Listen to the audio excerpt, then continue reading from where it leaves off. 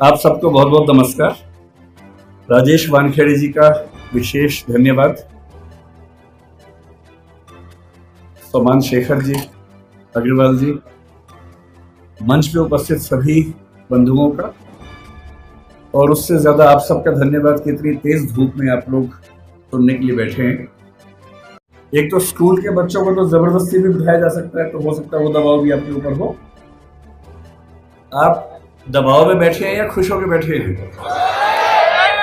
खुश होकर बैठे हैं क्योंकि जब मैं स्कूल में था तो हमें भी ऐसे बिठाते थे स्कूल में कभी कभी, और जब कोई बोलने आता था तो हमारे मन में भाव आता था कि जितना कम बोले उतना अच्छा रहेगा, क्योंकि धूप बहुत चुभती थी, परेशान करती थी।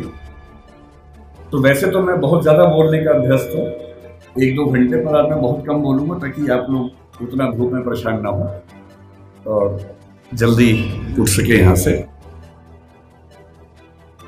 करीब 10 दिन पहले हमारे पास दिल्ली में फोन आया कि 7 नवंबर को यहाँ एक विशेष कार्यक्रम होता है।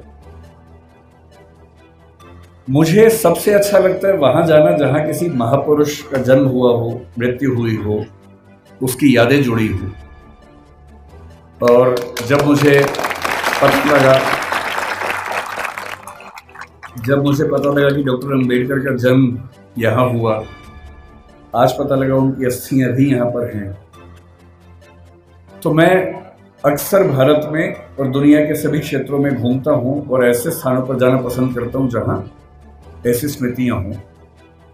भारत के विभिन्न नेता, चाहे महात्मा गांधी हों या और नेता उस समय के हों, उन सभी के जन्म स्थान, शहादत स्थल, वो सब मैंने देखे हैं। कई घंटे वहां बैठा हूं। डॉक्टर अंबेडकर मेरी नजर में एक अत्यंत महान नेता हैं। उनको मैं अब्राहम लिंकन के बराबर समझता हूं। अब्राहम लिंकन ना होते, आज जैसा अमेरिका हमें दिखता है वैसा अमेरिका ना होता अगर अब्राहम लिंकन अपने जीवन का बलिदान न करते। 1776 में अमेरिका आजाद हुआ, या कह सकते हैं कि 1787 के आसपास उसका संविधान पूरा लिखा गया। लेकिन वहां आजादी मिलने के बाद भी जो वहां के दास थे, स्लेव्स थे, उनको आजादी नहीं मिली थी। उनकी आजादी लगभग 90 साल के बाद हुई, 1860 के दशक में हुई। एक लंबा संघर्ष हुआ, और उस लंबे संघर्ष में जिस व्यक्ति ने एड़ी चोटी का जोर लगाया उसका नाम अब्राहम लिंकन था। लिंकन के खिलाफ अमेरिका के बहुत सारे लोग थे, पर वो अड़ गया, और अंत में उसने संविधान में संशोधन करवा के, जिसको हम अमेरिकी संविधान का 13th अमेंडमेंट कहते हैं, वो पारित करवाया। और जिसके बाद से वहां दास व्यवस्था समाप्त हुई। उसकी कीमत यह है कि उसके कुछ ही समय के बाद अब्राहम लिंकन की हत्या हुई, लेकिन वो अपने जीवन की बलि देकर कम से कम अमेरिकी समाज के बहुत बड़े हिस्से को आजाद करवा के चले। अंबेडकर जी कहते थे कि जिंदगी बहुत लंबी होने का मतलब नहीं है, जिंदगी महान होनी चाहिए। और महान जीवन का मतलब ये होता है कि सफल होना तो बहुत छोटी बात है। डॉक्टर अंबेडकर हमारी संविधान सभा के वो मेंबर थे जो सबसे ज्यादा पढ़े लिखे थे। एक ऐसा व्यक्ति जिसने पीएचडी भी 3 कर रखी हो और चौथी बार में और उनको मिल गई हो। पूरी संविधान सभा में हमें इतना वेल रेड, इतना पढ़ा लिखा व्यक्ति नजर नहीं आता है। कुछ लोग कहते हैं कि संविधान सभा में उनकी भूमिका बहुत छोटी सी थी, नगण्य थी, क्योंकि उन्होंने संविधान लिखा नहीं था, उन्होंने संविधान की प्रारूप समिति की अध्यक्षता की थी। ये बात ठीक है कि वो प्रारूप समिति के अध्यक्ष थे, लेकिन संविधान सभा के एक मेंबर थे टीटी कृष्णमाचारी। उन्होंने एक बड़ी खूबसूरत बात कही कि संविधान सभा की प्रारूप समिति में कुल 7 मेंबर थे, जिनमें से एक ने ज्वाइन ही नहीं किया, एक बीमार पड़ गए, 2 दिल्ली के बाहर थे, एक देश के बाहर चले गए, एक ने इस्तीफा दिया, तब दूसरे मेंबर को लेके आए। और कहने को 7 मेंबर से, लेकिन दरअसल केवल एक व्यक्ति के हाथ में ड्राफ्टिंग की सारी जिम्मेदारी आई और ये कथन पीडी कृष्णमाचार्य ने संविधान सभा के भीतर दिया, और इसलिए हमें इस बात का सम्मान करना चाहिए। लेकिन आप में से अधिकांश बच्चे जिस सामाजिक परिवेश से हैं, मैं संयोग से समाज के उस परिवेश से हूं जिसमें सामाजिक विषमताओं को झेला नहीं। मेरा जन्म एक ऐसे परिवार में हुआ जो निम्न जाति का नहीं है, तो मैं सवर्ण समाज से हूं। संयोग की बात है, तुक्के की बात है। किसी का तुक्का कुछ लगता है, किसी का कुछ लगता है, तो मैं तुक्के से उस समाज से हूं जहां जातीय भेदभाव झेलना नहीं पड़ता है। मैं बहुत गरीब भी नहीं रहा, मेरे माता पिता अध्यापक थे तो वेतन भी ठीक ही था उनका, और इसलिए मैं देखता हूं कि हमारे समाज में सामान्यतः एक राय ऐसी बन गई कि डॉक्टर अंबेडकर केवल दलित समाज के नेता हैं, उन्होंने केवल उनके लिए कुछ महान काम किए। और मेरा मानना है कि इस गलतफहमी से हमारे समाज को बचना चाहिए। डॉक्टर अंबेडकर हमारे देश के आज तक के सबसे महान नेताओं में से एक हैं और उनकी महानता को हमें स्वीकार करना चाहिए। धूप बहुत ज्यादा है, आपकी उम्र भी बहुत कम है, इसलिए मैं गहरी बातों में नहीं जाऊंगा। डॉक्टर अंबेडकर को लेकर कुछ बहुत गहरे विवाद, गहरे संवाद हो सकते हैं। उनका गांधी जी से क्या रिश्ता था, आजादी के आंदोलन से उनका क्या रिश्ता था, मार्क्सवाद से क्या रिश्ता था, बौद्ध धर्म से उनका क्या रिश्ता था, ये सब ऐसे प्रश्न हैं जिन पर हम कई घंटे गहरी बात कर सकते हैं। लेकिन क्योंकि आप अभी स्कूल वाले बच्चे हैं ज्यादातर, आपके लिए इन विवादों में अभी उलझना ठीक नहीं है। आपके लिए जो ज्यादा महत्वपूर्ण है, मैं उस बात पे आता हूं। मैंने पिछले 1 साल में जो यात्राएं की, उसमें एक यात्रा कोलंबिया विश्वविद्यालय न्यूयॉर्क की, और वहां जाते ही मैंने अपने दोस्तों से पूछा कि भाई यहाँ डॉक्टर अंबेडकर पढ़ते थे, कोई ऐसा मेमोरियल उनका है क्या? तो वो मुझे एक लाइब्रेरी में, जो बेसमेंट में अच्छी लाइब्रेरी, उनकी काफ़ी अच्छी लाइब्रेरी है, वहाँ लेके गए। और लाइब्रेरी में एक दरवाज़ा जहाँ अंदर रीडिंग रूम है, उसके बाहर एक बहुत सुंदर प्रतिमा उनकी लगी हुई है और साथ में काफ़ी उनके बारे में लिखा हुआ है। और मुझे बहुत अच्छा लगा कि कोलंबिया विश्वविद्यालय आज भी ये मानता है कि डॉक्टर अंबेडकर उनके आज तक के सबसे शानदार विद्यार्थियों में से एक थे। फिर उसी के कुछ दिन बाद मैं लंदन में था, तो लंदन स्कूल ऑफ इकोनॉमिक्स वहाँ से पास ही था, करीब 2-3 किलोमीटर दूर था। संडे का दिन था, तो मैं घूमते घूमते वहाँ चला गया। बंद था वो, तो मैंने वहाँ उनके जो स्टाफ के मेंबर थे उनसे रिक्वेस्ट की कि क्या मैं अंदर केवल घूम सकता हूँ थोड़ा सा? तो बोले हाँ घूम लीजिए। और जब मैं घूमने गया तो मैंने देखा कि बिल्डिंग में अंदर घुसने से पहले ही बाहर उन्होंने एक ही प्रतिमा लगाई है और वो डॉक्टर अंबेडकर की ही प्रतिमा है। तो मुझे ऐसा लगता है कि जिस भारतीय सपूत की ख्याति दुनिया में इतनी ज्यादा है, अमेरिका में, लंदन में जहां वो पढ़े, वहां के इंस्टीट्यूशन से मानते हैं कि हमारे महानतम विद्यार्थियों में से एक वो थे। तो ऐसा क्यों है कि हमारे समाज में उनको लेकर ऐसी गलतफहमियां बहुत ज्यादा है? आज मुझे बुलाया गया है ये कह के कि बच्चों को प्रेरणा देनी है, पर दरअसल मेरे लिए तो खुद ये प्रेरणा का समय है कि मैं एक ऐसी जगह हूं जहां डॉक्टर साहब पैदा हुए, उनकी मृत्यु हुई। मैं बहुत संक्षेप में आपको ये बताना चाह रहा हूं, क्योंकि आप में से बहुत सारे बच्चे जिस समाज में पैदा हुए होंगे, आपकी परिस्थितियां कुछ कुछ वैसी होंगी जैसे अम्बेडकर जी की थी। हालांकि वैसी नहीं होंगी, और क्यों नहीं होंगी? क्योंकि अम्बेडकर जी हो गए आपसे पहले, इसलिए आपकी स्थितियां वैसी नहीं।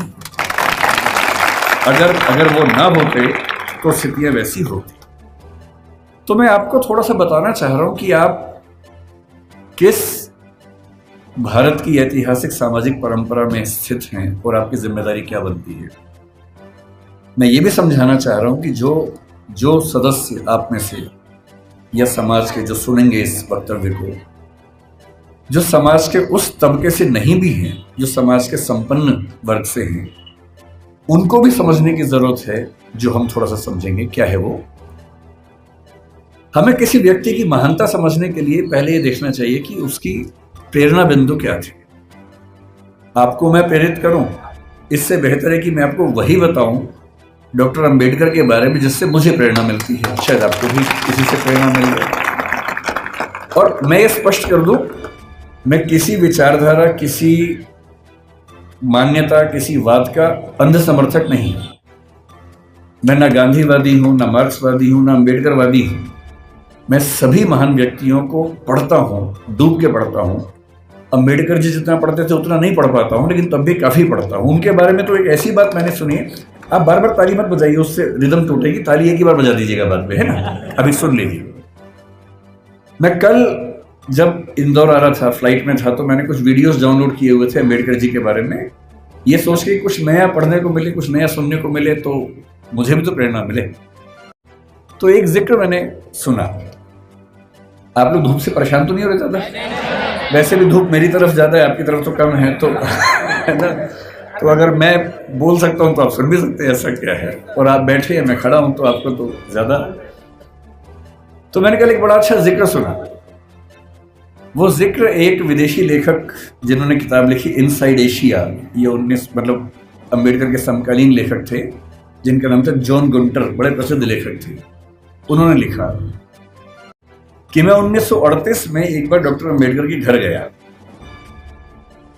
और मैं दंग रह गया। उनकी लाइब्रेरी में किताबें गिनने लगा, तो उसके बाद पता लगा कि उनके पास उस समय 8000 किताबें थी। ताली नहीं बजानी है, नहीं, सुनना है, केवल सुनना है। 8000 किताबें थी। और जिस दिन डॉक्टर अम्बेडकर की 1956 में 6 दिसंबर को मृत्यु हुई, मैं जिस चीज से सबसे ज्यादा उनका प्रशंसक हूं, उस दिन उनके पास 35,000 किताबें थी। मैंने अरस्तु के बारे में सुना है, जो ग्रीक फिलॉसफी का सबसे महान चिंतक या सबसे महान चिंतकों में से एक हुआ। उसने अपने जीवन में 3000 पुस्तकें लिखी। हालांकि वो अधिकांश पुस्तकें बहुत छोटी हैं, 2 पृष्ठ, 4 पृष्ठ, 5 पृष्ठ की हैं। मैं दंग रह जाता हूँ। मेरे पास डॉक्टर अम्बेडकर का पूरा साहित्य है, वो 21 किताबों में आता है। और जब मैं उसको उठा के 5-7 दिन पहले जब पता लगा यहाँ आना है, तो मुझे लगा मैं एक बार रेफरेंस के तौर पर फिर से देख लूँ। इतना मोटा बंडल है उन किताबों का जो डॉक्टर अम्बेडकर ने केवल अपने 65 साल के जीवन में लिखी है। उनको समय कम मिला। ये ईश्वर या नियति की क्रूरता है कि उनको समय कम मिला। अगर उनको 10-15 साल और मिल जाते तो निस्संदेह हमारा देश जैसा है उससे बहुत बेहतर होता। लेकिन नियति का मामला है। मैं देखता हूं कि हमारे समाज में बहुत लोग उनका विरोध करते हैं। उनको लगता है कि ये दलितों का नेता है, ये हिंदू धर्म के बहुत खिलाफ था, ये बहुत नाराज रहता था। लेकिन उन्होंने उन परिस्थितियों को, उस बैकग्राउंड को देखा नहीं जो आज मैं आपसे डिस्कस करूंगा। आपने सुना होगा जरूर, नहीं सुना तो आप सुन लीजिए और फिर तुलना कीजिए कि आज आप जहां हैं क्यों वहां हैं। अगर अंबेडकर साहब ना होते या ज्योतिबा फुले ना होते, उसके 500 साल पहले कबीरदास ना होते, उसके 2000 साल पहले बुद्ध ना होते, तो दरअसल हम वहां नहीं होते जहां जब बैठे। क्या उन्होंने क्या झेला अंबेडकर जी ने? क्योंकि आप बच्चे हैं इसलिए मैं वही सी चीजें बताऊंगा जो आपको थोड़ा सुन के समझ में आएंगी और प्रेरणा मिलेगी आपको। जब वो 6 साल के हुए, यहीं पैदा हुए, यही उनका घर है, मुझे बताया गया इसी घर में उनका जन्म हुआ। आप लोग कितने सौभाग्यशाली हैं कि आप यहाँ आते हैं। मैं तो पहली बार जीवन में आया हूँ। कुछ दिन पहले इंदौर पहली बार मैं आया था, 1 साल पहले। मुझे ये नहीं पता था कि इतना पास में वो जगह है, वरना मैं उसी दिन आता। तो मुझे बड़ा आश्चर्य हुआ कि मैं इंदौर तक आया भी और मुझे पता नहीं चला। तो जब वो पैदा हुए इसी जगह है, क्योंकि उनका सौभाग्य था कि वो एक सूबेदार के बेटे थे, इसी सेना में काम करने वाले। मुझे आज पता लगा कि MHOW क्यों कहते हैं, मिलिट्री हेडक्वार्टर्स ऑफ वार उसका नाम था। मैं परेशान था कि महू की स्पेलिंग MAHU क्यों नहीं है, MHOW क्यों है। तो आज पता लगा नहीं, वो एक एक्रोनिम है, उसकी फुल फॉर्म एक है। वो जिस समाज में थे उस समाज के बच्चे स्कूल में नहीं पढ़ते थे, उनको पढ़ने की अनुमति नहीं थी। पर क्योंकि वो सूबेदार के बेटे थे, और सूबेदार एक कमीशन पद होता है सेना में, बड़ा पद होता है, तो इतना हो गया कि उनको स्कूल जाने का मौका मिल गया। पर उनकी माँ को, आदरणीय भीमाबाई जी को अच्छे से पता था कि जब बच्चा स्कूल जाएगा तो इसके साथ बहुत बुरा बर्ताव होगा, जिसको आपकी भाषा में बुलिंग कहते हैं, आजकल के बच्चों की भाषा में बुलिंग कहते हैं, उसका खतरा था। और माताओं को, पिताओं को बहुत चिंता होती है कि हमारे बच्चे के साथ स्कूल में ज्यादती ना हो, बदतमीजी ना हो। कल को आप भी पेरेंट्स बनेंगे, आप भी इस दर्द से गुजरेंगे। ऐसे कई बच्चे होते हैं, कोई फिजिकली उतना ठीक नहीं है, कोई मेंटली उतना ठीक नहीं है। जब वो स्कूल जाते हैं बच्चे, एक तो पहले वो पीड़ित हैं, उसके बाद स्कूल के बाकी बच्चे उनका मजाक बनाते हैं, चिढ़ाते हैं। पेरेंट्स को इतना दर्द होता है इस बात से, लेकिन क्या करें। तो उनकी माता जी ने, भीमाबाई जी ने कहा कि देख बेटा, स्कूल जा रहा है, पहले ही समझा रही हूं, बहुत बुरे अनुभव होंगे। लड़ना मत, झगड़ना मत, विद्रोह करके छोड़ मत देना, क्योंकि पढ़ाई करोगे वो अकेला रास्ता है कि कुछ बड़ा कर पाओगे जीवन में, वरना कोई दूसरा रास्ता नहीं। इस बात को उस छोटे से बच्चे ने मन में बिठा लिया। वो स्कूल गया। उस स्कूल में पहली बार कोई ऐसा बच्चा आया था जो समाज के अछूत कहे जाने वाले समुदाय का हिस्सा था। जो बाकी बच्चे थे बुरे नहीं थे, पर वो भी अपने अपने घर से सीख रहे थे, अपने समाज से सीख रहे थे। उनको ये पता था कि ऐसे बच्चों के साथ नहीं बैठना है, दूर रहना है। तो व्यवस्था हुई कि वो स्कूल में क्लास के सबसे अंत में, जहां सारे बच्चों के जूते चप्पल रखे हैं, उसके पड़ोस में एक दरी छोटी सी बिछा के बैठेंगे और दरी भी खुद लेके आएंगे, ताकि स्कूल में कोई और व्यक्ति अपवित्र ना हो। अब सोच के देखिए, इमेजिन कीजिए उस बच्चे की हालत कि एक बच्चा है, अपने घर से दरी लेके आता है, क्लास के अंत में जहां जूते चप्पल रखे हैं उसके पास में बिछाता है, बैठता है, बाद में लेके जाता है। उसके साथ कोई खाना भी नहीं खाता है, तो वो दीवार की तरफ चेहरा करके अपना भोजन करता है जो घर से लेके आया था। उसको पानी पीने की अनुमति नहीं है। आपने ये सब नहीं झेला होगा। उस बच्चे का सोचिए, याद से केवल और केवल 110 साल पहले की बात मैं कर रहा हूं, बहुत पुरानी बात नहीं है, 115 साल पहले की बात। उस बच्चे को पानी पीना है और स्कूल में पानी की एक ही व्यवस्था है कि जो पानी का नल है या घड़ा है उसे वो नहीं छू सकता। तो एक चपरासी है जो उसको दूर से पानी देगा तो वो पिएगा, वो घड़ा नहीं छू सकता है। और ये बात कोई और नहीं कहा है, डॉक्टर अंबेडकर ने खुद अपनी आत्मकथा लिखी है। वो उस समय छप नहीं पाई थी, छपी 1990 के आसपास है। अंग्रेजी में उस आत्मकथा के कुल 6 अध्याय हैं। उसका नाम है वेटिंग फॉर ए वीजा। ये उन्हीं की पुस्तक है। उसमें केवल 6 अध्याय हैं, जिनमें से 4 अध्यायों में उन्होंने अपने अनुभव बताए हैं और 2 में बाकियों के अनुभव बताए हैं। और जो पहला अनुभव है वो यही अनुभव है। और वो साफ लिखते हैं कि अगर किस दिन, बच्चों अभी मैं जानता हूं आप बहुत बेचैन हो गए, शरारत करने का मन भी होगा, लेकिन जिनकी बात चल रही है ना, उनके सम्मान में थोड़ा शांत रहें और सुने, है ना, समझें उस बात। चंचलता इस उम्र में होती है, लेकिन थोड़ा सुन लीजिए, क्या हो गया, फायदा हो जाएगा, कुछ नया सीखोगे, है ना। आपकी उम्र से बहुत पहले अंबेडकर जी बहुत सीरियस हो गए थे, इसलिए वो अंबेडकर जी हैं। तो अब तो सीरियस हो ही जाना चाहिए। और जिस व्यक्ति की बात चल रही है उसका कितना एहसान है हम पे, आपके समाज पे विशेष रूप से, ये भी समझना चाहिए। जिस दिन चपरासी नहीं आएगा उस दिन पानी नहीं पी सकते हैं। उन्होंने एक वाक्य लिखा अपनी आत्मकथा में, नो पियन नो वाटर। उस समय ऐसी बोतलें नहीं होती थी जो भी आपको बढ़ रही थी, जिन बोतलों के लिए आप हाहाकार मचा रहे थे, उस जमाने में नहीं होती थी। उस जमाने में पियर नहीं आता था तो पानी नहीं मिलता था। उनके नंबर बहुत अच्छे हैं क्लास में। व्यवस्था थी कि जिसके नंबर जितने अच्छे होंगे वो उतना आगे बैठेगा, पर उनको ये ऑप्शन नहीं था कि वो आगे बैठ सके, उन्हें पीछे ही बैठना था। ये सब झेलते झेलते वो पढ़े। जब 10वीं क्लास में आए तो एक अध्यापक उनके थे, कृष्णा जी अर्जुन सेलुस्कर नाम था उनका। उन्होंने उस बच्चे को, भीमराव को, एक छोटी सी पुस्तक भेंट की जो बुद्ध की जीवनी थी और कहा कि इसको पढ़ो। अंबेडकर कहते हैं कि उस पुस्तक को और मैं अपने अध्यापक केलुस्कर जी को जिंदगी भर नहीं भूल पाया। वही केलुस्कर जी बाद में उनको बड़ौदा के महाराज सियाजी राव गायकवाड़ से मिलवाने ले गए, वजीफा दिलवाया, फिर वजीफा बढ़ा, और जब वो एल्फिंस्टन कॉलेज के विद्यार्थी हुए तो उनको कोलंबिया विश्वविद्यालय जाने के लिए स्कॉलरशिप मिली, वहीं से मिली, बड़ौदा से मिली।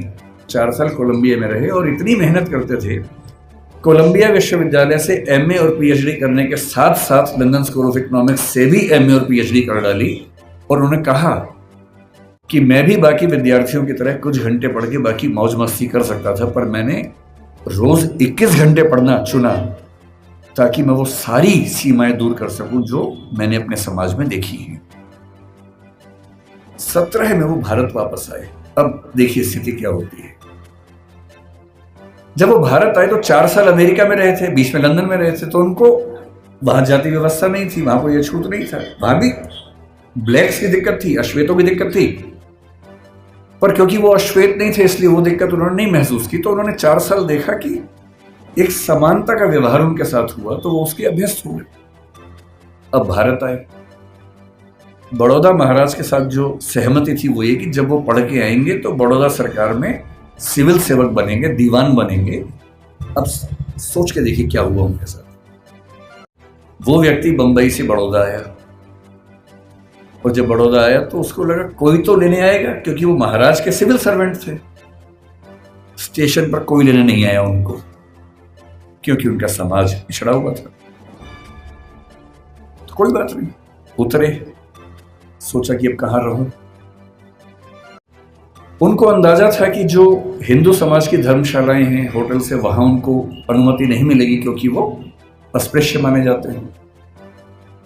तो काफी ढूंढने के बाद उनको एक पारसी धर्मशाला मिली। ये सब बातें अंबेडकर जी ने अपनी जीवनी में लिखी है, आत्मकथा में, वहीं से बता रहा हूं आपको, उन्हीं की लेखनी है। क्योंकि पारसी धर्म में तो जाति व्यवस्था नहीं है, तो उनको लगा यहां शायद शांति मिलेगी। वो पारसी धर्मशाला में गए, वहां कमरा किट लिया। एक ही कमरा था, बड़ा बहुत बुरी हालत में कमरा था, फर्नीचर से भरा हुआ गोदाम जैसा कमरा, उसी के कोने में रहने की व्यवस्था हुई। तो रहने लगे। कुछ देर के बाद उस धर्मशाला का जो केयर टेकर था वो गुस्से में आया और उसने कहा कि तुम पारसी नहीं हो। उन्होंने कहा नहीं, मैं तो पारसी नहीं हूं। तो बोले बताया क्यों नहीं? बोले आपने पूछा नहीं, मैं क्यों बताऊं। लेकिन उस धर्मशाला में कई महीनों से शायद कोई आया ही नहीं था, हालत खराब थी। तो फिर सहमति बनी कि यार तुम ना रजिस्टर में कोई पारसी नाम लिख दो, मैं मैनेज कर लूंगा। और बोले मुझे कुछ दिन में घर मिल ही जाएगा, मैं फिर वहां शिफ्ट हो जाऊंगा। तो एक पारसी नाम कुछ रख के काम चलाया। लेकिन 11 दिन हुए थे अभी, और 11वें दिन लगभग 10 से 15 पारसी युवक हथियार, लाठी, डंडे हाथ में लेके चिल्लाते हुए उनकी तरफ बढ़े। और तब उन्होंने कहा कि एक अछूत आदमी पारसी धर्मशाला में कैसे आ गया? तुमने हमारी धर्मशाला खराब कर दी। अंबेडकर जी ने कहा कि आपके धर्म में तो जाति व्यवस्था है नहीं। बोले वो सब हमें नहीं पता, भागो यहां से। और खतरा था कि हिंसा हो सकती थी। अंत में तय हुआ कि शाम तक का समय है, छोड़ देना, वरना छोड़ेंगे नहीं। डॉक्टर अम्बेडकर अपने ऑफिस गए। ऑफिस में उनकी कुर्सी अलग बनाई गई। उनका चपरासी उनको पानी इस तरह से देता था कि जैसे किसी खराब व्यक्ति को दे रहा हो। फाइलें फेंक के देता था ताकि छू ना ले।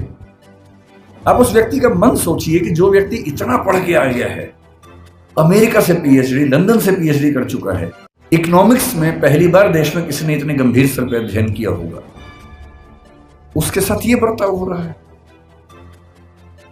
उन्होंने महाराजा के सचिव से बात की, भाई मुझे रहने को घर कब मिलेगा, छोड़ना है मुझे। कोई जवाब नहीं मिल पाया। शाम तक छोड़ना है। पूरे बड़ौदा में एक भी जगह नहीं है जहां वो रह सके। अंतिम उपाय क्या किया? अपने एक हिंदू दोस्त से बात की कि भाई, जो 2 दोस्त उनके बाहर से पढ़ के आए थे, एक हिंदू एक ईसाई, दोनों से बात की। हिंदू दोस्त से कहा ऐसा कि ऐसे ऐसे छोड़ना पड़ रहा है पारसी धर्मशाला, क्या मैं तुम्हारे घर रह सकता हूं? बहुत प्रगतिशील व्यक्ति था, पर उसने 2 मिनट चुप होकर बोला कि देख यार, मुझे तो दिक्कत नहीं है, पर मेरे यहाँ जो लोग काम करते हैं ना, वो सब काम छोड़ देंगे, क्योंकि तुम अगर रहोगे तो वो फिर सब खत्म हो जाएगा। तो बोले ठीक है, कोई बात नहीं। एक ईसाई दोस्त है, ईसाइयों में तो प्रथा नहीं होती है, उससे पूछा। उसने कहा यार, हूं तो मैं ईसाई, लेकिन कुछ पीढ़ी पहले हम हिंदू थे, तो हमारे परिवार में अभी तक वो संस्कार हैं, और मेरी पत्नी इस बात से भड़क जाएगी कि आपने एक अछूत को अपने घर में कैसे बुला लिया। और तब डॉक्टर अंबेडकर लिखते हैं अपनी आत्मकथा में, जो हिंदू समाज के लिए अछूत है वो पारसी के लिए भी अछूत है, वो ईसाई के लिए भी अछूत है। और यही मुंबई में सिडनेहम कॉलेज में जब वो प्रोफेसर बन के गए, वहां भी ये बर्ताव हुआ कि उनको पानी पीने की व्यवस्था अलग थी। सिडनेहम कॉलेज, जो कि बहुत प्रतिष्ठित कॉलेज है मुंबई का, एक बार घड़ा छू लिया तो घड़े को तोड़ा गया पवित्र करने के लिए, और तब उनको फिर ये लगा कि ये अलग अलग धर्म जो दावा करते हैं कि हम समानता वाले धर्म हैं, उन सबका ऐसा बर्ताव क्यों है। फिर एक घटना लिखते हैं अंबेडकर जी अपनी आत्मकथा में। एक बार वो नासिक से औरंगाबाद जा रहे थे निजी यात्रा पे कुछ दोस्तों के साथ। उन्होंने जानबूझ के सबसे कहा किसी को बताना मत, मैं नहीं चाहता किसी को पता लगे, निजी यात्रा रखेंगे इसको। रास्ते में दौलताबाद का किला पड़ा। दौलताबाद का किला ऐतिहासिक स्थल है, उनकी इच्छा हुई कि देखते हैं उसको। तो 7-8 दोस्त खूब धूल मिट्टी झेलते हुए वहां पहुंचे। किसी को बताया नहीं था। जब पहुंचे तो वहां एक पानी का हौद था जहां पर लोग हाथ मुंह धो लेते हैं। इन सब ने वहां पर हाथ मुंह धो लिया। इतने में वहां कुछ मुस्लिम युवक गुस्से में आए हथियार लेके। उनको किसी ने बता दिया था कि ये लोग अछूत समुदाय से हैं और लड़ने लगे उनके साथ। अंबेडकर जी ने उनको समझाया, डांटा, कहा भाई तुम तो मुसलमान हो और तुम्हारा धर्म तो कहते कि हम सब बराबर हैं। वो बोले वो सब बेकार की बात है, तुमने हमारा ये अपवित्र कर दिया है। और हालत ये आ गई कि अंबेडकर जी को लगा कि अब हिंसा भी हो सकती है और ऐसा ना हो कि कुछ बड़ा नुकसान हो जाए। किसी तरह से वहां से जान बचा के, हालांकि बाद में उनको देखने की परमिशन मिली, किला देखा, वापस आए। और उस दिन उन्होंने लिखा भी डायरी में, जो हिंदू पारसी ईसाई के लिए अछूत है वो मुसलमान के लिए भी अछूत है। आप अनुभव सोचिए उस व्यक्ति के जिसको समाज के सब समुदाय गाली दे रहे हैं। इतना पढ़ने के बाद, जो बड़ौदा के राजा का सैन्य सचिव रह चुका है, जो व्यक्ति सिडनेहम कॉलेज में असिस्टेंट प्रोफेसर रह चुका है, और वो लगातार कोशिश कर रहे हैं कि इस समाज के भीतर हमें एक्सेप्टेंस मिल जाए, हमारे समाज को एक्सेप्टेंस मिल जाए। उनके मन में आता नहीं होगा कि अगर वो वापस चले जाते इंग्लैंड, 1 साल के लिए फिर से गए भी थे, अगर वो चाहते तो अमेरिका में, इंग्लैंड में, दुनिया भर के सबसे अच्छे इंस्टीट्यूट्स में, यूनिवर्सिटीज में प्रोफेसर बन के शानदार जिंदगी गुजार सकते थे। क्या कमी थी उनके जीवन में? पर उनको एक बात हमेशा लगती थी कि अगर मेरे समुदाय में संयोग से मैं पढ़ लिख गया हूं, उनके परिवार के 14 बच्चों में वो 14वें बच्चे थे, और उनके खानदान का, उनकी जाति का, समुदाय का पहला बच्चा था जिसने 4th क्लास पास की थी।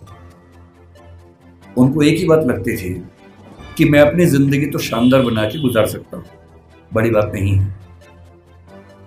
पर नियति ने, इतिहास ने मुझे एक ऐसा मौका दिया है कि यदि मैं अपने निजी सुख दुख भूल जाऊं और रात दिन 24 घंटे अपने समाज के विकास में ताकत लगा दूं, तो हो सकता है कि मेरी वजह से हजारों, लाखों, करोड़ों उन व्यक्तियों को बेहतर जिंदगी मिले जिनकी जिंदगी मानवीय जिंदगी तो नहीं है, कई मामलों में पशुओं से भी बदतर जिंदगी है। और इसीलिए मैं कहता हूं कि जो बोधिसत्व शब्द है वो दरअसल वैसे ही व्यक्तियों के लिए बना हुआ है। बोधिसत्व क्या होता है? महात्मा बुद्ध के बारे में कहते हैं कि जब उनको मोक्ष मिल गया, बुद्ध मानते थे कि जीते जी भी मोक्ष मिल सकता है। कहते हैं कि उनको मोक्ष मिल गया, और जब उनको मोक्ष मिल गया तो वो मुक्ति में जाके आनंद में रह सकते थे। पर उन्होंने कहा कि नहीं, इस समाज में, इस दुनिया में इतने लोग दुखी हैं, इतने लोग परेशान हैं। उनके अंदर बहुत करुणा थी। उनको लगता था कि जब तक दुनिया में एक भी व्यक्ति दुखी है, परेशान है, तब तक मैं अकेला मोक्ष लेकर क्या करूंगा। उन्होंने अपने मोक्ष को स्थगित कर दिया और कहा कि मैं लगातार प्रयास करूंगा कि मेरे साथ साथ सभी को मुक्ति मिले। और तब से बुद्धिज्म में कंसेप्ट आया कि जो व्यक्ति अपनी मुक्ति के लिए अर्ह है, एलिजिबल है, उसके बाद भी मुक्त नहीं होना चाहता, क्योंकि वो चाहता है कि मैं सबको मुक्त करके मुक्त होऊंगा, उसको बोधिसत्व कहते हैं। और इस समाज में यदि कोई सच्चा बोधिसत्व हुआ है तो वो डॉक्टर अंबेडकर हैं। इस बात को हमें ईमानदारी से मानना चाहिए। इतने बुरे अनुभवों से गुजरने के बाद इस व्यक्ति को गुस्सा क्यों नहीं आएगा? इस व्यक्ति के अंदर नफरत पैदा क्यों नहीं होती? ऐसा ही हुआ था 1848 में ज्योतिराव फूले के साथ। फूले अंग्रेजी माध्यम से पढ़े हुए व्यक्ति थे और जब पढ़ाई खत्म हुई उनकी 1847 में, 1848 में उनके एक मित्र ने, जो कि उच्च जाति का था, कहा कि मेरी शादी है तो मेरी शादी में आना। इनको भी लगा ठीक है चलता हूं, उसी शादी में चले गए। उस शादी में वो गए और दूल्हे के माता पिता ने जैसे ही देखा कि एक अवर्ण व्यक्ति विवाह में आ गया है, इतना खराब से उनको लताड़ा, इतना अपमान किया। और ज्योतिराव फूले कहते हैं कि वही मेरा टर्निंग पॉइंट था। मुझे इस अपमान और इस जिल्लत से सिर्फ खुद को नहीं, अपने समाज के हर व्यक्ति को बाहर निकालना था। और इसलिए 1848 में उन्होंने पहली बार लड़कियों का स्कूल खोला, अपनी पत्नी को पढ़ाया, देश के इतिहास में पहली बार लड़कियों की पढ़ाई लिखाई की व्यवस्था की। आज ये जो बच्चियां बैठी हैं, अगर फूले न होते तो आज आप घर के अंदर चौका कर रही होती, चूल्हा चौका कर रही होती, यहाँ ना बैठी होती। इसलिए जिन व्यक्तियों की वजह से हम अच्छा जीवन जी रहे हैं, उनके प्रति कृतज्ञ होना हमारा धर्म है, हमारी जिम्मेदारी बनती है। इतनी खराब परिस्थितियों के बाद जो व्यक्ति इतना आगे बढ़ा, उसने देश के लिए क्या क्या किया, हल्का सा अंदाजा ये भी आपको। जो लोग कहते हैं कि उन्होंने केवल दलित समाज पर कल्याण किया, वो बहुत छोटी बात कहते हैं। वो तो किया ही। उन्होंने महाड़ सत्याग्रह किया, उन्होंने पानी के लेकर खूब सत्याग्रह किया, मंदिर प्रवेश को लेकर सत्याग्रह किया। जब उनको लग गया कि सबसे बात नहीं बनेगी, वो नाराज भी हुए। 1927 में उन्होंने मनुस्मृति दहन किया। 1935 में येवला में घोषणा की कि मैं पैदा हुआ हूं हिंदू धर्म में, लेकिन मैं मरूंगा नहीं हिंदू धर्म में। महात्मा गांधी ने उनसे निवेदन किया कि ऐसा ना करें। उसके बाद 21 साल तक वेट किया ताकि समाज अगर बदल सके तो मुझे इतना बड़ा स्टेप न लेना पड़े। और 1956 में जब उनको लग गया कि मेरी मृत्यु नज़दीक है और मैं अपने समुदाय को संशय में, दुविधा में न छोड़ के जाऊं, तो अपनी मृत्यु से केवल 1.5 महीना पहले 14 अक्टूबर के दिन उन्होंने बौद्ध धर्म को अपना लिया। ये तो एक पक्ष है उनके जीवन का, जो दलित समाज या अछूत समुदाय को मुख्य धारा में लाने के लिए उन्होंने किया। उनके जीवन का उससे बड़ा पक्ष जो मेरी नजर में है, वो महिलाओं के बारे में। आपको अंदाजा नहीं होगा शायद, जब भारत का संविधान बना, उन्होंने बहुत जिद की। और ये बात 1935-36 से ही शुरू हो गई थी, आजादी के बाद तक चलती रही, कि महिलाओं को बराबरी मिलनी चाहिए। और महिलाओं को बराबरी देने के लिए यूनिफॉर्म सिविल कोड का आना बहुत जरूरी था, जिसको आजकल हम बोलते हैं समान नागरिक संहिता। ये यूनिफॉर्म सिविल कोड आज सरकार कह रही है कि हम लेके आएंगे। ये जिद जिस व्यक्ति की थी, वो डॉक्टर अंबेडकर थे। उनको पता था कि जब तक सामाजिक कानून सभी धर्मों में पुरुष और महिला के लिए बराबर नहीं होंगे, तब तक महिलाएं आगे नहीं बढ़ सकती हैं। और उन्होंने कहा था, मैं किसी समाज की प्रगति का अनुमान इस बात से करता हूं कि वहां महिलाओं की हालत कैसी है। अगर महिलाएं पढ़ी लिखी नहीं है, वो घर के अंदर बंद है, तो समाज कैसे प्रगति करेगा? वो नेहरू जी से लड़ गए। जिस सरकार में वो कानून मंत्री थे, 1946 से 51 के बीच का जो दौर था, उन्होंने नेहरू जी से, जो प्रधानमंत्री थे, खूब झगड़ा किया कि यूनिफॉर्म सिविल कोड आप लेके आइए। उस समय नेहरू जी का मानना यह था कि 1951 के पहले आम चुनाव होने के बाद, जनता से विश्वास लेने के बाद मैं लेके आऊंगा। और अंबेडकर साहब ने नाराज होकर इस मुद्दे पर देश के कानून मंत्री के पद से इस्तीफा दिया और एक भाषण दिया, जिसमें कहा कि नेहरू जी ने अपने वायदे को निभाया नहीं है और महिलाओं की बराबरी के लिए जो प्रयास करना चाहिए वो प्रयास कर नहीं रहे। और फिर 1956 में उनकी मृत्यु होने से 1 साल पहले, 1.5 साल पहले, जो हिंदू कोड बिल था, Hindu code bill uniform civil code का एक बड़ा हिस्सा था जो हिंदू समाज के बारे में था, उसको 4 कानूनों के रूप में नेहरू जी ने पारित करवाया, जिसमें से एक हिंदू मैरिज एक्ट है, एक हिंदू सक्सेशन एक्ट है। और यदि आज हिंदू समाज की महिलाओं को वो सारे अधिकार मिल पाए हैं जो हिंदू पुरुषों को मिलते हैं, तो उसके पीछे जिम्मेदार सबसे बड़ा यदि कोई एक व्यक्ति है तो वो डॉक्टर अंबेडकर है। इसलिए भारत की महिलाओं को, आप जिस भी धर्म को मानते हो, मुस्लिम समाज पर यूनिफॉर्म सिविल कोड उस समय लागू नहीं करवा पाए वो, अब शायद वो भी होगा। और किसी भी समाज हो, हिंदू समाज हो, मुस्लिम समाज हो, कोई भी समाज, यदि उस समाज की महिलाओं के साथ बराबरी नहीं है तो राज्य की जिम्मेदारी बनती है कि वो कानून बनाकर बराबरी लाए। और ये विचार मुख्य रूप से अंबेडकर जी का ही था, जिसकी वजह से आज हम यहाँ खड़े हैं। तीसरी बात, लोग कहते हैं कि आजादी के संघर्ष में उन्होंने इतना साथ नहीं दिया। ठीक बात है, उनकी अपनी प्राथमिकताएं थी। 1942 से 46 तक जब स्वाधीनता संग्राम एकदम चरम स्तर पर था, वो वायसराय की काउंसिल में श्रम मंत्री थे या श्रम विभाग के प्रमुख थे। आज हम कहते हैं कि भारत में जो श्रम सुधार हैं, श्रम सुधार का मतलब किसी भी व्यक्ति को नौकरी पे रखेंगे तो कम से कम इतना वेतन देना ही होगा। न्यूनतम वेतन बोलते हैं, मिनिमम वेजेस बोलते हैं, प्रोविडेंट फंड बोलते हैं कि जब कोई व्यक्ति रिटायर हो तो उसको कितना पैसा मिलता है एक साथ। यदि कोई व्यक्ति 8 घंटे से ज्यादा काम करता है उसको अतिरिक्त वेतन मिलना चाहिए, ओवर टाइम की पेमेंट मिलनी चाहिए। ये सारे श्रम सुधार जिस व्यक्ति ने किए हैं भारत में, वो डॉक्टर अंबेडकर हैं। इसलिए वो जिम्मेदारी केवल दलित समाज की नहीं है, देश की सारी महिलाओं की भी है, देश के सारे मजदूरों और नौकरी करने वालों की भी है। इन सब के प्रति, सब ठीक है ना, इन सब के प्रति डॉक्टर अंबेडकर की भूमिका ऐसी है कि हम उसको भूल नहीं सकते। अंतिम बात, आपकी स्थिति को देखते हुए जल्दी खत्म करते, उनसे हमें क्या सीखना चाहिए, क्या सीखें उनसे? उनसे हमें मुख्य रूप से 3-4 बातें सीखनी है। उन्होंने कहा कि मैंने जो कुछ सीखा है 3 व्यक्तियों से सीखा है। बुद्ध से सीखा, कबीर से सीखा और ज्योतिराव फुले से सीखा। सच बात है कि उन्होंने अपनी मां भीमाबाई से भी बहुत कुछ सीखा, क्योंकि मां ने ही सिखाया था कि भूल के भी झगड़ा मत करना, पढ़ना। और उनकी जिंदगी में एक टर्निंग पॉइंट ये भी था कि जब उनकी मां की मृत्यु हो रही थी तो कोई वैद्य उनके घर तक नहीं आए, क्योंकि वो अछूत महिला थी, तो वैद्य उनके घर में कैसे आ सकता था।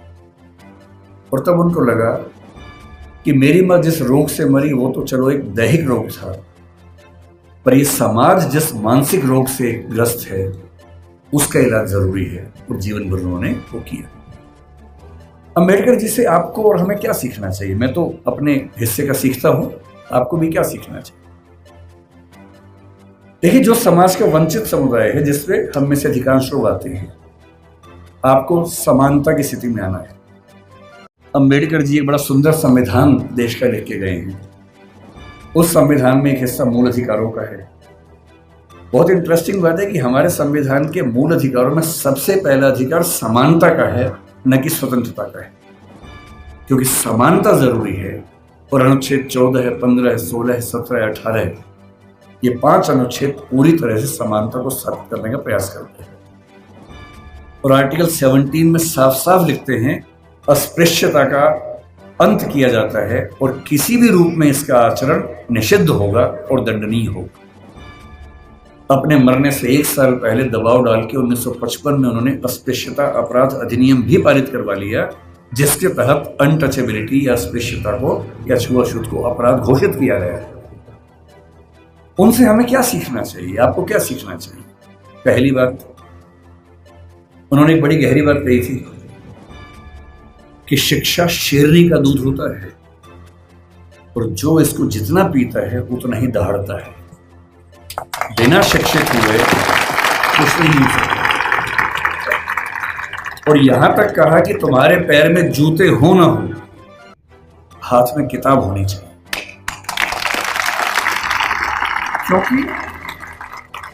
क्योंकि एक जीवन में अगर आप चाहते हैं कई जीवन के बराबर जिंदगी जी के आगे बढ़ना, उसका एक ही रास्ता है, किताबें, पढ़ाई। इसके उदाहरण खुद डॉक्टर अंबेडकर हैं।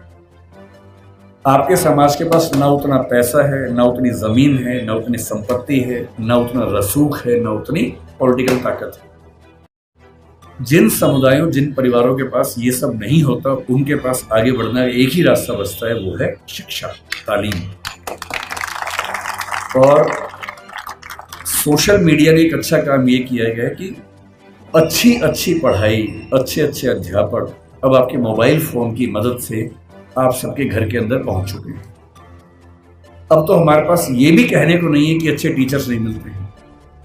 जो टीचर दिल्ली को मिलते हैं, जो जेएनयू को मिलते हैं, जो मुंबई को मिलते हैं, देश के अच्छे अच्छे संस्थान को मिलते हैं, हार्वर्ड को मिलते हैं, वो सारे के सारे ऑनलाइन, और उनमें से बहुत सारी क्लासेस उनके निःशुल्क यूट्यूब पे, सोशल मीडिया पे उपलब्ध है। अगर आपके अंदर पढ़ने की जिद हो तो आज पढ़ना पहले की तुलना में बहुत आसान हो चुका है। असली बात है कि आपके अंदर वो जिद है या नहीं। दूसरी बात, मैं आईएएस के लिए पढ़ाता हूँ। दृष्टि नाम की संस्था हमारी है और हमारे बहुत सारे बच्चे आईएएस बनते हैं, जिनमें से बहुत अच्छा अनुपात उन बच्चों का है जो एससी एसटी कैटेगरी से, ओबीसी कैटेगरी से होते हैं। मैंने एक चीज देखी है, आपसे विशेष रूप से निवेदन कर रहा हूं। बहुत सारे ऐसे बच्चे होते हैं जो समाज के पिछड़े समुदाय से आते हैं और उनको इस बात की बड़ी शर्मिंदगी होती है कि मैं पिछड़े समुदाय से हूं। उनको आरक्षण मिलता है, वो आईएएस बनते हैं, आईपीएस बनते हैं, और आईएएस आईपीएस बनने के बाद कोशिश करते हैं कि उनकी वो पहचान खत्म हो जाए कि वो पिछड़े समुदाय से हैं और वो किसी उच्च समुदाय के व्यक्ति से शादी ब्याह करके अपने आप को वहां एक्सेप्ट करवा ले किसी तरह से। ऐसी उधेड़-बुन में लग जाते हैं। मैं आपसे एक बात का निवेदन करना चाह रहा हूं, जिस समाज से आप हैं उस समाज को लेकर शर्मिंदा कभी नहीं होना, एकदम नहीं होना। आप सिविल सेवक बनेंगे, नेता बनेंगे, पुलिस वाले बनेंगे, जज बनेंगे, जो भी बनेंगे, आपकी मुख्य जिम्मेदारी संविधान के प्रति है, अपने दायित्वों के प्रति है, एकदम ठीक बात, उसमें कोई कोताही करने भी नहीं चाहिए। पर ध्यान रखना है, आरक्षण के पीछे का मूल तर्क क्या है। आप सोच के देखिए कि इस देश में कुल नौकरियां अगर मैं मान लूं केंद्र में तो 1 लाख के आसपास, जिनमें एससी समाज की 15,000 के आसपास होंगी। एससी समाज की कुल आबादी अगर हम देखें, इस समय 16% से ऊपर आबादी है।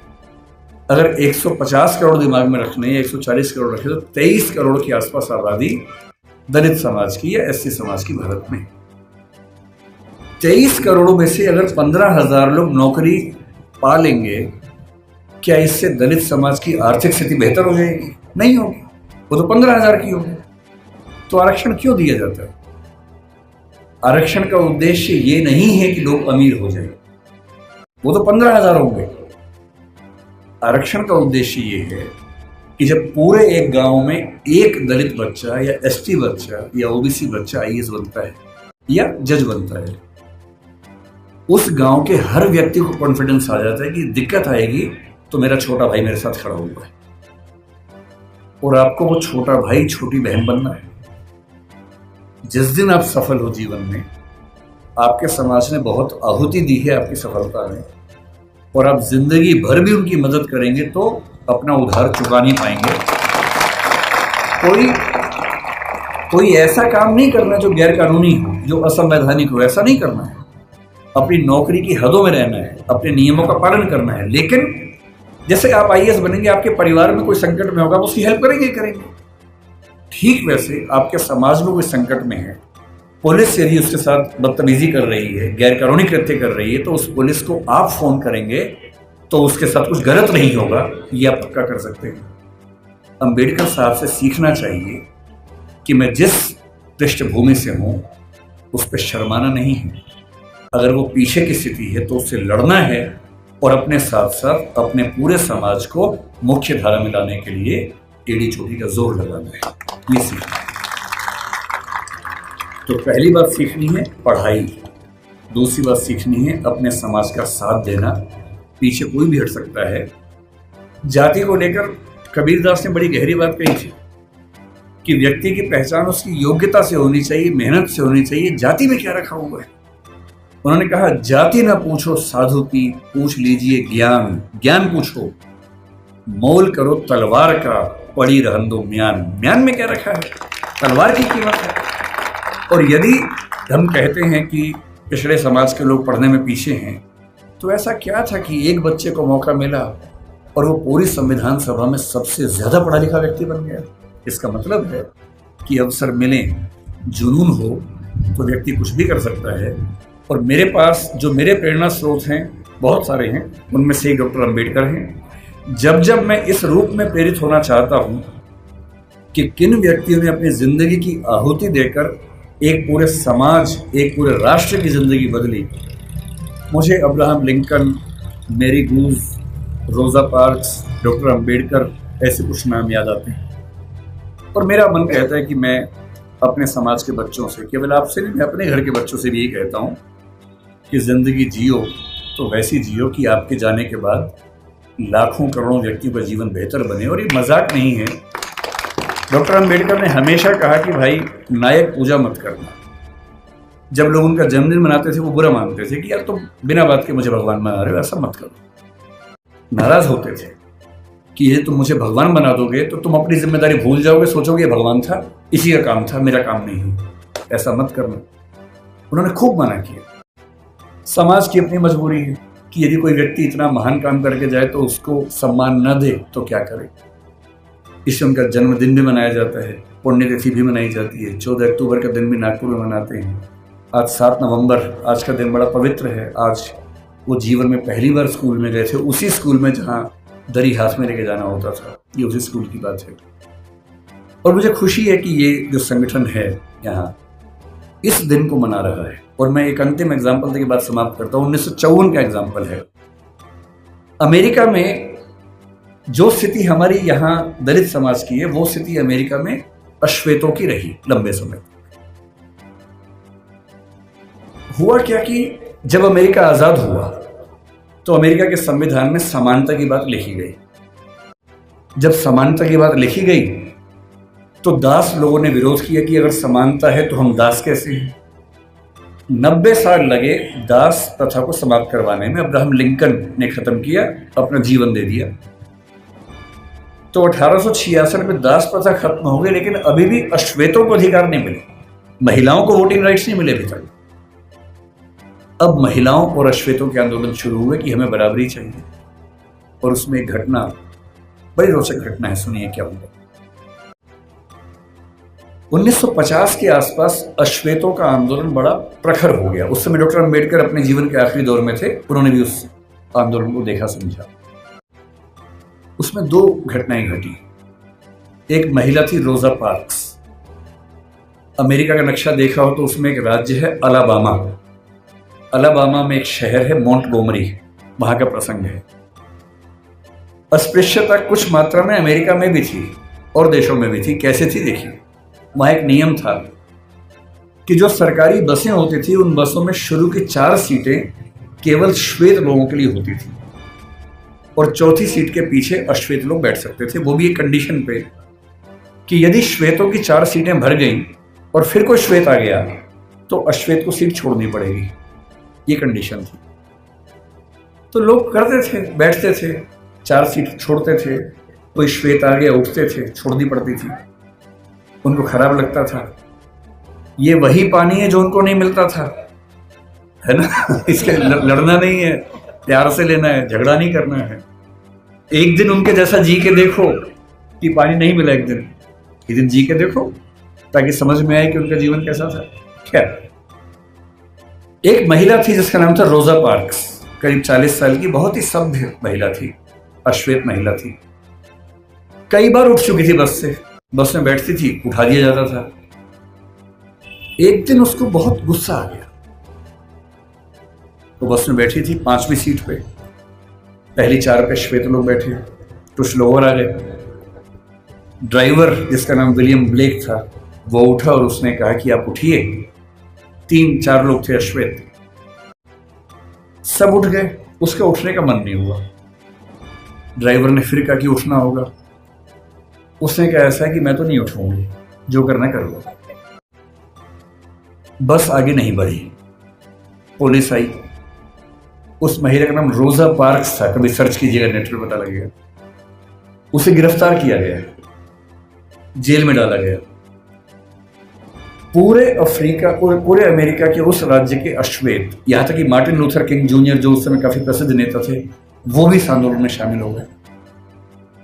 सभी अश्वेत व्यक्तियों से निवेदन किया गया कि सरकारी बस में बैठना ही नहीं है। वो सरकारी बस का एक प्राइवेट बस कंपनी को ठेका मिला हुआ था, वो चला रही थी। अश्वेत समुदाय ने बड़ी गजब की एकता दिखाई। 20-20, 30-30 किलोमीटर दूर उनके घर थे। टैक्सी से आए। अश्वेत टैक्सी वालों ने बस के बराबर किराए में टैक्सियां चलाई, लेकिन बस में नहीं बैठे। 1 दिन, 2 दिन, 3 दिन, होते होते 381 दिन आंदोलन चला। 381 दिन, 1 साल से ज्यादा कोई बस में नहीं बैठा। और अंत में अमेरिका के सुप्रीम कोर्ट को इस कानून को खारिज करना पड़ा जिसमें अश्वेत बैठ नहीं सकते थे, और वहां उस आंदोलन की समाप्ति हुई। डॉक्टर अंबेडकर हमारे समाज के रोजा पार्क्स बने, अब्राहम लिंकन बने।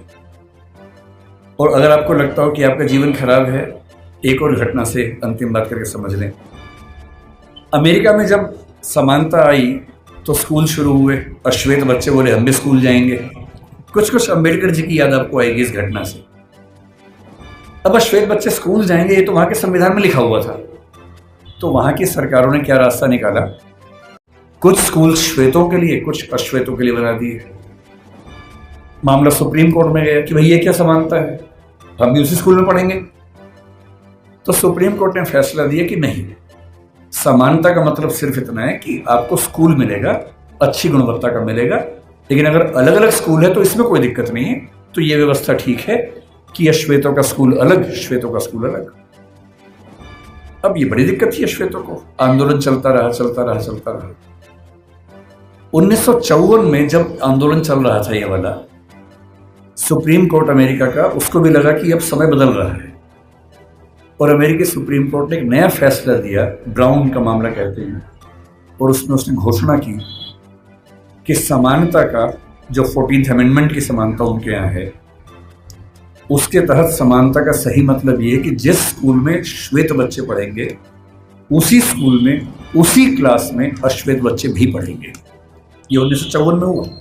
अंबेडकर साहब 56 में गए, उनके सामने की बात है, 2 साल आखिरी थे उनके पास। अब जब ये हुआ तो अमेरिका में हंगामा हो गया। श्वेत समुदायों ने इतना हंगामा किया, अपने शहर तक बदल लिए ताकि एक ऐसे जगह जाके रहें जहां केवल श्वेत लोग रहते हैं, उनके स्कूल में केवल श्वेत लोग पढ़ें। अब अश्वेत बच्चे स्कूल में कैसे जाएंगे? तो हुआ कि जो बस जाती है स्कूल की श्वेत बच्चों की, उसमें अश्वेत बच्चे भी जाएंगे। और मैंने वो कहानियां पढ़ी हैं विस्तार में। जब पहली बार अश्वेत बच्चे श्वेत बच्चों के साथ स्कूल में गए, उस बस को घेर कर पुलिस की कम से कम 10 गाड़ियां आगे पीछे चल रही थी, क्योंकि किसी भी तरफ से हमला हो सकता था, गोलियां चल सकती थी, बच्चों की हत्या हो सकती थी। और बहुत भारी संख्या में पुलिस बस के साथ साथ स्कूल के अंदर, स्कूल के बाहर खड़ी होती थी। और अमेरिकी समाज को लगभग 70-80 साल लगे हैं। लेकिन अगर आप ध्यान से देखें, 1776 की आज़ादी जो दासों की आज़ादी नहीं थी, अश्वेतों की नहीं थी, महिलाओं की नहीं थी। 1866 में दासों की मुक्ति जो महिलाओं की नहीं थी, अश्वेतों की नहीं थी। 1950-55 के आसपास महिलाओं और अश्वेतों की मुक्ति। ठीक उस समय मार्टिन लूथर किंग जूनियर को 35 साल की उम्र में नोबेल पुरस्कार मिलना, और उसके लगभग 50-55 साल बाद बराक ओबामा का अमेरिका का राष्ट्रपति बनना। इतिहास ऐसे बदलता है। इतिहास में हर व्यक्ति को अपने हिस्से की भूमिका निभानी होती है। अंबेडकर जी ने अपने हिस्से की भूमिका निभा दी है, आपकी बाकी है। ठान लीजिए, इतना पढ़ना है। उस आदमी को सोचिए, वो उसने अपने जीवन में पहला रिसर्च एंथ्रोपोलॉजी में किया। अंबेडकर जी ने एंथ्रोपोलॉजी के विद्वान, इकोनॉमिक्स में पीएचडी की, और वो व्यक्ति पॉलिटिकल साइंस और संविधान का एक्सपर्ट बना बाद में। जिस विषय में बात करेंगे उस विषय का एक्सपर्ट बना। अगर वो ऐसा कर सकते हैं तो आप क्यों नहीं कमर कर सकते? और मैं अंत में ये बात कहकर समाप्त करूंगा, ठान लीजिए उन्हीं की बात, पैरों में जूते हो ना हो। तुम लोग ध्यान से समझो, पानी की बोतल मिले ना मिले, हाथ में किताब होनी चाहिए। और किताब सूरज से धूप बचाने के लिए नहीं होती है। आप बचा लो, कोई बात नहीं। किताब इसलिए नहीं चाहिए कि धूप से बचना है, किताब इसलिए चाहिए कि धूप जैसा तेज अपने अंदर पैदा हो। और एक बहुत प्रसिद्ध विचारक हुए सफदर हाशमी, उन्होंने मजदूर समाज के लिए एक बात कही थी जो मैं आपको कह रहा हूं। उन्होंने एक गीत लिखा कि शिक्षा से ही बदलाव हो पाएगा। वो कहते हैं, पढ़ना लिखना सीखो ओ मेहनत करने वालों, पढ़ना लिखना सीखो ओ मेहनत करने वालों, पढ़ना लिखना सीखो ओ भूख से मरने वालों, क ख ग घ को पहचानो, अलिफ को पढ़ना सीखो, अ आ ई को हथियार बनाकर लड़ना सीखो। जो लड़ाई आप लड़ रहे हैं उस लड़ाई में ना बंदूक चाहिए, ना तोप चाहिए, ना लाठी चाहिए, ना भाला चाहिए, डंडा नहीं चाहिए, किताब चाहिए, अक्षर चाहिए। और पढ़ना क्या है? हर चीज पढ़नी है। संविधान को घोट लेना है ताकि आपको पता रहे क्या अधिकार है। कानून को ठीक से पढ़ना है, सीआरपीसी आईपीसी को ठीक से पढ़ना है ताकि कोई आपके खिलाफ ज्यादती न कर सके। हर नागरिक को पता होना चाहिए कि मेरे क्या अधिकार हैं और मैं राज्य से क्या उम्मीद कर सकता हूं। साहित्य भी पढ़ना है और वो साहित्य देखना है जो साहित्य आम आदमी के पक्ष में है, वो साहित्य नहीं जो भव्य इमारतों के बारे में है। अदम गोंडवी जैसे साहित्यकार को पढ़ना है, कबीरदास को पढ़ना है जो समाज के आम व्यक्ति की जिंदगी को ठीक से समझता है, समझाता है। अदम गोंडवी ने आपके समाज के एक छोटे हिस्से के बारे में इतनी गहरी कविता लिखी, आइए महसूस करिए जिंदगी के ताप को, मैं चमारों की गली में ले चलूंगा आपको। ऐसा साहित्य पढ़ना है जो साहित्य समाज के उन वर्गों के बारे में है जिन्होंने जिंदगी की तलखी को, बुराइयों को, संघर्षों को सबसे ज्यादा सहन किया है, उनको पढ़ना है। तकनीक को पढ़ना है। डॉक्टर साहब ने कहा था कि जो समाज विज्ञान नहीं पढ़ता, ज्योतिबा जी ने भी कहा था, जो समाज विज्ञान नहीं पढ़ता वो कभी आगे बढ़ ही नहीं सकता। विज्ञान पढ़िए, तकनीक पढ़िए, आर्टिफिशियल इंटेलिजेंस पढ़िए, जो भी नई चीजें हैं जिनसे भविष्य में विकास होगा उन सब में पढ़ाई करनी है। और जितना पढ़ने के बाद आगे बढ़ेंगे बस ध्यान रखना है, आगे सिर्फ आप नहीं बढ़े हैं, आपका समाज आपके साथ आगे बढ़े, ये आपकी नैतिक जिम्मेदारी है। ये कह के बात समाप्त करूंगा। बहुत बहुत धन्यवाद।